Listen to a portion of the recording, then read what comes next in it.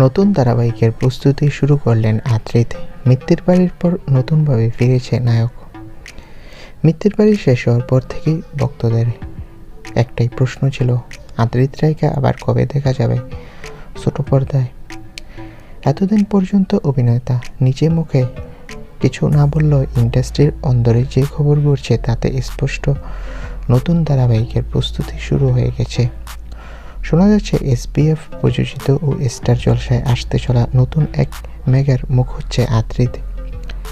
মিত্তির বাড়ির জন্য নিজের শরীরকে একদম বদলে ফেলেছিলেন তিনি। মাত্র 22 দিনে 12 কেজি ওজন কমিয়ে ফেলেছিলেন কড়া রুটিন আর ডিসিপ্লিনে। এবারও কি তেমনই কোনো নতুন লুক নিয়ে ফিরবেন? সেই কৌতূহল এখন তুঙ্গে। আর শুধু অভিনয় নয়, নিজের গানের দল নিয়েও ব্যস্ত আদ্রিত। প্র্যাকটিস, নতুন প্রজেক্ট, আবার শুটিংয়ের প্রস্তুতি, সব মিলিয়ে যেন এক নতুন অধ্যায়ের শুরু।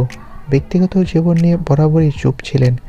মিঠাই শেষ হওয়ার পর কৌশাম্বী চক্রবর্তীর সঙ্গে তার বিয়ে নিয়ে দর্শকদের সারাক্ষণ কৌতূহল থাকলেও আদ্রিত চান মানুষ শুধু তার কাজ নিয়েই কথা বলুক। সব মিলিয়ে বলা যায় শীঘ্রই বড়সড় চমক নিয়ে ফিরতে চলেছে আদ্রিত রায়। মিত্তির বাড়ির পর এবার নতুন গল্প, নতুন চরিত্র, একেবারে নতুন আদ্রিতকে দেখার জন্য তৈরি থাকুন দর্শকেরা।